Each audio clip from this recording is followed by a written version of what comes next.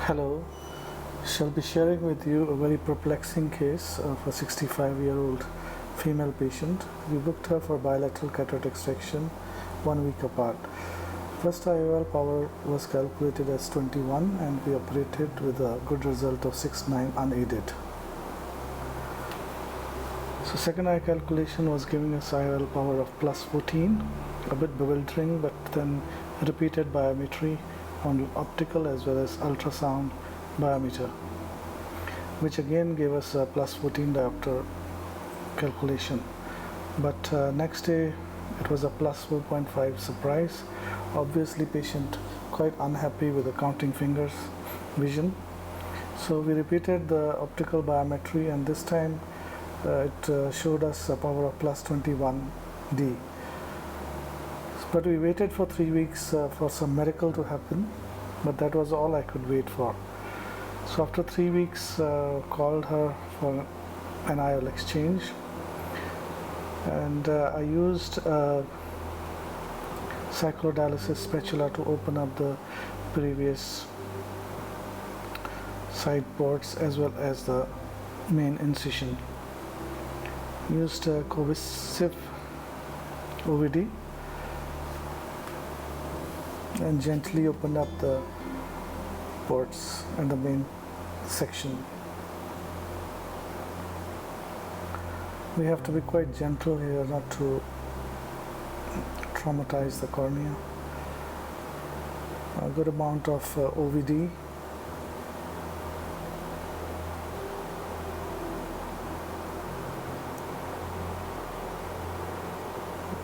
Then I used a Sinski hook to try to separate the anterior capsule from the IOL. Since it was just 3 weeks, so the adhesions were not very strong.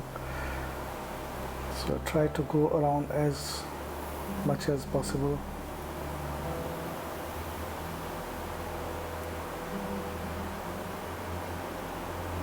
And went through the side port on the other side to try to separate the capsule from the lens.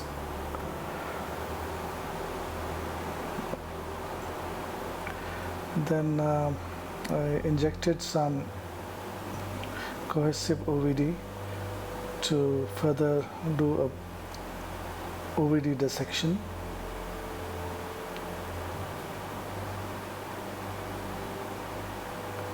Now these maneuvers are very crucial and we have to be very gentle. We do not want to injure the posterior capsule or even the CCC. So gently went about trying to break any adhesions between the IOL and the capsule. Then I used 2 Sinski hooks to try to manipulate it out of the bag into the anterior chamber. Again, we have to be very gentle and careful not to traumatize any tissues.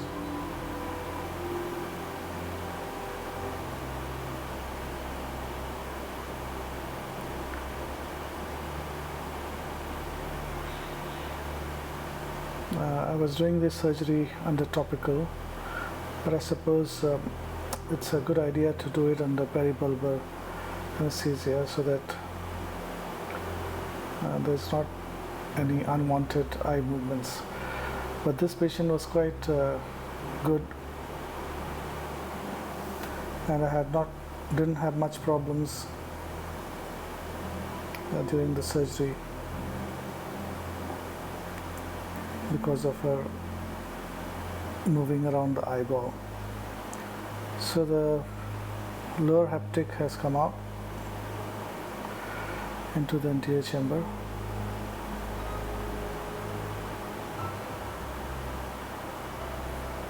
And then dialed out the superior haptic as well.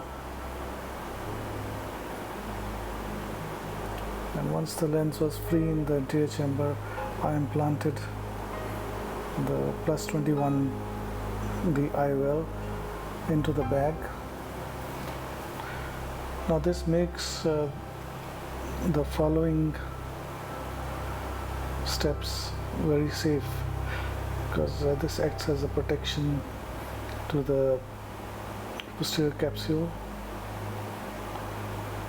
You gently just put the lens into the bag and manipulate it gently.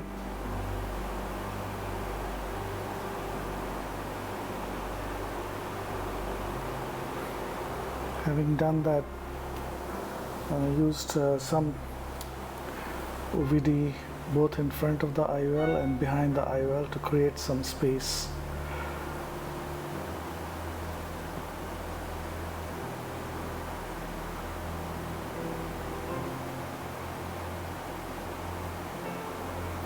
Then I use an Osher IOL cutting scissors.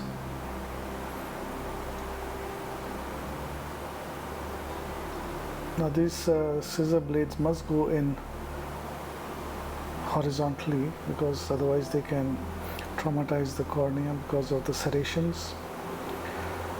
Hydrophobic lenses especially, they are very tough, so we need something sturdy like the Osher IOL cutter. The second hand instrument is very helpful and I think essential for this maneuver. In this case I did only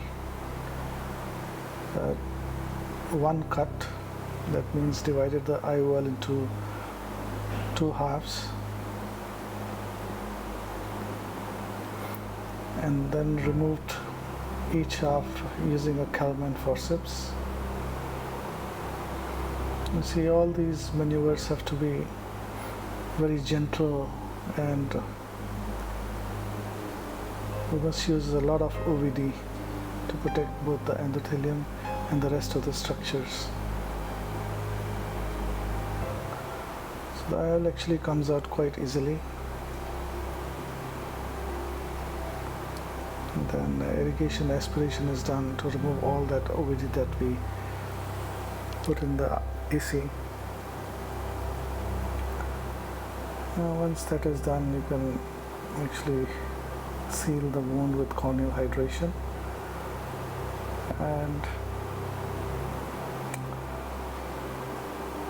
in this case I didn't pad the patient because it was under topical anesthesia.